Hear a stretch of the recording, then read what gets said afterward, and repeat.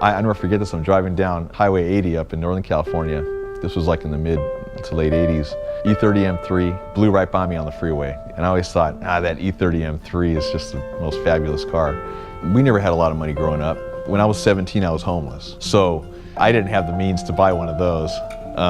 Starting from that and ending up where I'm at, I feel like a pretty lucky guy. So yeah, I could say it's having this car collection is like an American dream. To be in this position, I'd say yes, you know.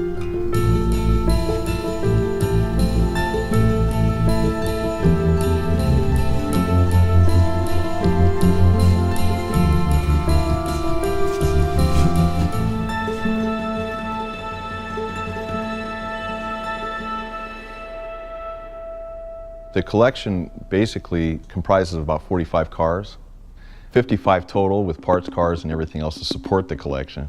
And it spans anywhere from 1960, every basic model through 1988. It's a good cross-section of cars, you know. Why I collect those, because I always think of cars I want to drive and in different situations, so I end up with just about everything I could possibly want to drive. I've always loved to collect little things that intrigue me, so I collected art for a long time. You know, there's art around making something mechanical like that work, and that's what really drives me in the hobby.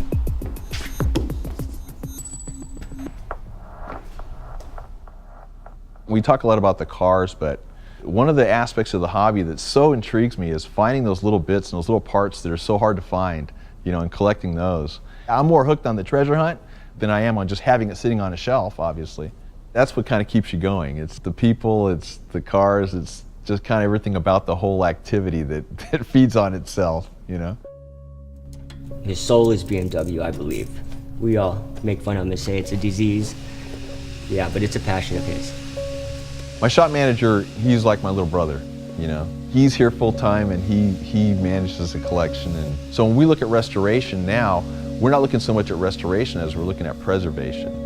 It's like almost like an archaeological find, you know, when you find the right car with all the right parts, it hasn't been molested. Because think about BMW is always performance driven. So everybody wants to take the car and put performance parts on them and change the car the way it was originally built. The first vintage BMW I purchased was a 1600. It had all the original bits on the car. And I went through the car, had it totally restored, and put a bigger motor in it. Did the things that a lot of folks do to these cars to make them more performance oriented. And from the day I got the car back, it's a fantastic car. I love the car. It's in my collection still today, but I always regretted removing all the special little bits the 1600 has. And since then, I have always had such a hard time finding a all original example. And when I found this, it was just, to me, it's like the holy grail. It's like, it's very unique to find these in this condition. Even original steel wheels and hubcaps. I mean, this thing is really a fantastic survivor car. Well, we're gonna preserve it.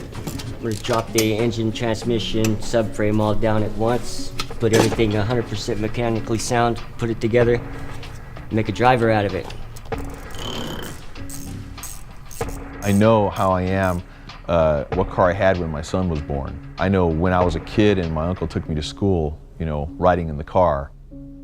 I get those emotional experiences, or those experiences in general, that were good times for you, of course. So I don't want to be seen because I'm not like that. I'm not a public persona per se. I don't make my living in the car business, and I'm embarrassed. I'm not a show off, I guess. And I'm not saying people that show their cars are show offs. I'm just saying I don't feel, that's not why I do it. The 700 RS #1 car of two built, hand built, in 1961. This car was no stranger to winning races. Hans won his final hill climb championship in this car. Just an amazing car, just an amalgamation of great BMW history there. It's almost like I'm the caretaker for the car. I'm very proud to own that in the collection. It's a very, very, very special car. We keep all the original keychains to the cars. Like for instance, this keychain here, you know, the RS #1 keychain. You know, each keychain has a story behind it, behind the owner and what they did and where they were. Cars are honest, they are what they are, you know. and I close the door, and then I can come in here, I can sort parts, or I can go through what I want to go through, and someone's not knocking at my door. That's big for me. Once you're hooked, it's hard to stop. I mean, it's really difficult to stop. So, am I crazy? No.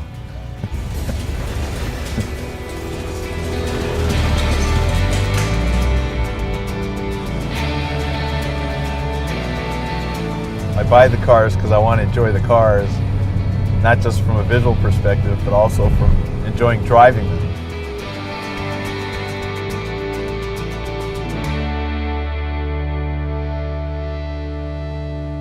There are millions of BMW stories. What's yours?